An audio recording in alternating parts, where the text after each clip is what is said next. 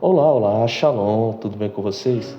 Bom, vou me atrever a entrar em uma discussão aqui que eu não sei se vocês estão por dentro, mas atualmente tem acontecido muito um debate sobre igrejas inclusivas, né? Se elas são bíblicas ou não e se elas estão levando as pessoas ao inferno. Bom, vou aqui dar minha opinião, sei que ninguém pediu, mas vou opinar mesmo assim. Até porque quem me conhece sabe que eu fui um ex-ateu, eu não acreditava em Jesus, não acreditava em Deus, não acreditava em nada. E só o Senhor Jesus Cristo para fazer a transformação que fez na minha vida. Bom, vamos lá para o primeiro.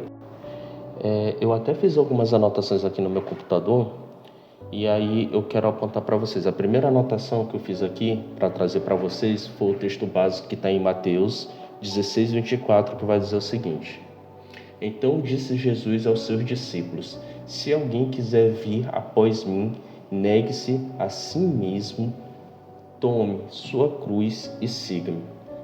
Observe que ele fala, negue a si mesmo. Aqui ele não está falando sobre homossexualismo, ele não está falando sobre orientação sexual, sobre alcoolismo. Ele está falando para você negar a si mesmo. E o que é negar a si mesmo? Você tomar os seus fardos, certo?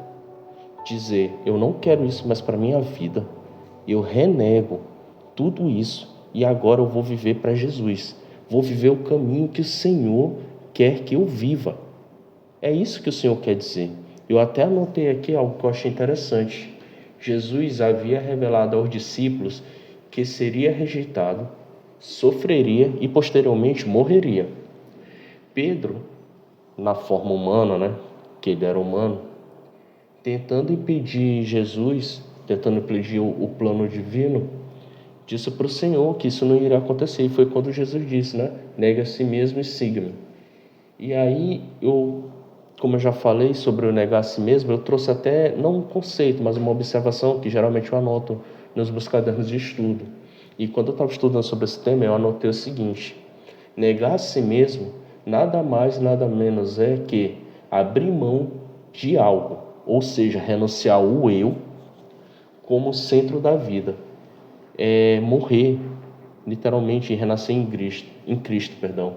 É morrer para o orgulho, é morrer para os desejos carnais, é afastar tudo aquilo que te afasta do que Deus quer para a sua vida. E aí eu gosto muito de pensar, quando eu penso sobre isso e estudando sobre o tema, no que diz em Gálatas 2:20, que vai dizer o seguinte: já estou crucificado com Cristo e vivo, não mais eu, mas Cristo vive em mim. Observe, ele fala: já estou crucificado com Cristo e vivo, não eu, mas Cristo vive em mim. Não o que eu quero, mas o que o Senhor quer. Não a minha vontade, mas a vontade do Senhor. A partir do momento que o Senhor passa a viver em você, não é mais a tua vontade, é a vontade do Pai que mora lá em cima, que vai habitar em você. Você vai negar os seus pecados. Todos nós somos pecadores, todo dia nós pecamos. Mas a vida do cristão é, mesmo sabendo que você é um pecador, diariamente buscar viver uma vida cristã, diariamente buscar o Senhor, diariamente buscar santificar-se. E aí, inclusive, quando ele diz lá em cima, como eu falei para você na minha observação, né? Nega a si mesmo, né? E siga-me. Isso é nada mais, nada menos do que tomar a cruz sobre si. E aí eu boto... Tudo que eu estou falando para vocês aqui foi de um estudo que eu tinha feito para ministrar na célula há muito tempo atrás. E agora eu estou trazendo aqui para vocês a minha observação que eu fiz quando eu ministrei sobre esse tema. E aí eu tinha botado aqui sobre tomar a cruz.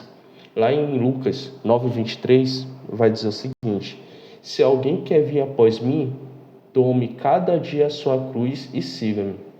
E aí a gente vai vendo o que seria, como eu já falei, tomar essa cruz: orgulho, soberba, adultério, fornicação, vícios, ganância, práticas sexuais fora do casamento, práticas sexuais que é considerado entre as imundas, que realmente são, que é homem com homem, mulher com mulher, tudo isso você tem que negar. E outro dia, assistindo vídeos no TikTok, eu vi uma mulher que ela fala assim pro cara: como é ser cristão e ser homossexual? Ele falou: eu não sou homossexual, eu tenho tendência ao homossexualismo, mas mesmo tendo tendência ao homossexualismo, eu bato e esmurro minha carne todo santo dia para que esse lado da minha carne que não se converte domine o meu corpo.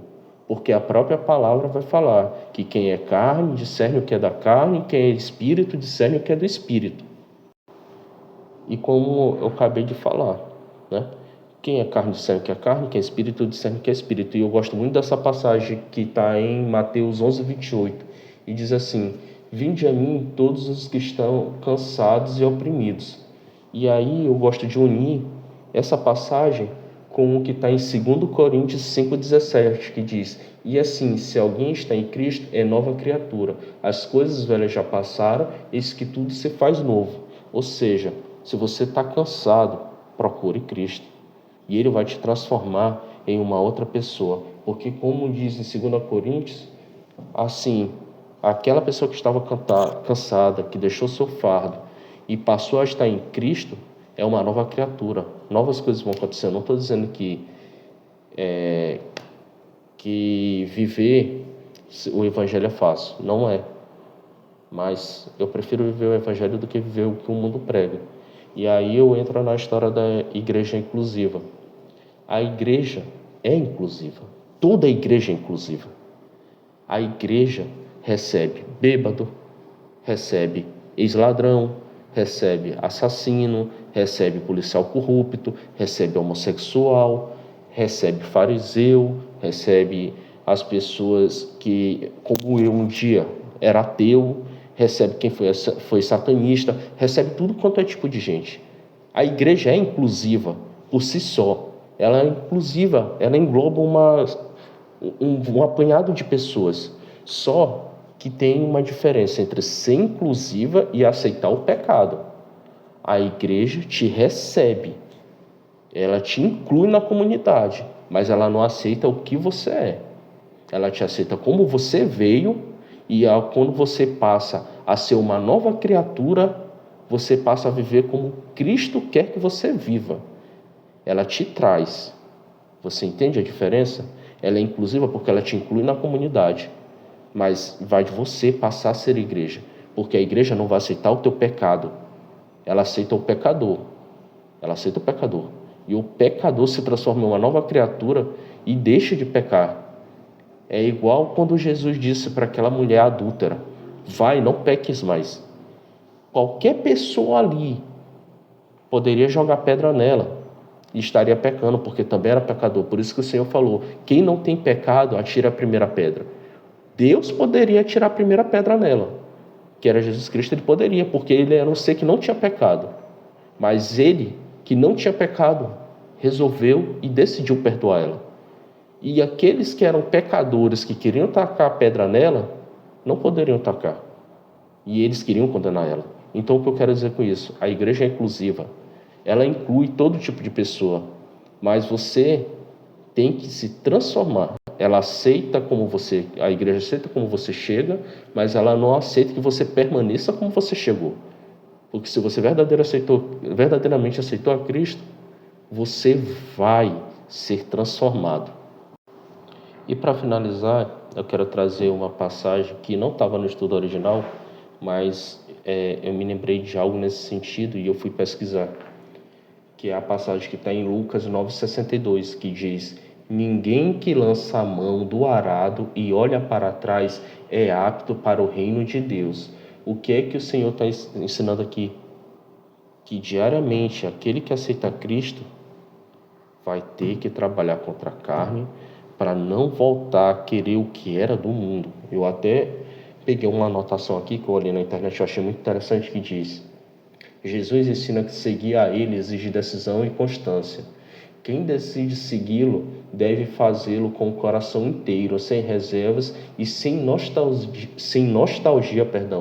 da velha vida. Percebe? Então, respondendo, a igreja é inclusiva, mas ela não aceita que você permaneça no pecado. Shalom, shalom e um abraço.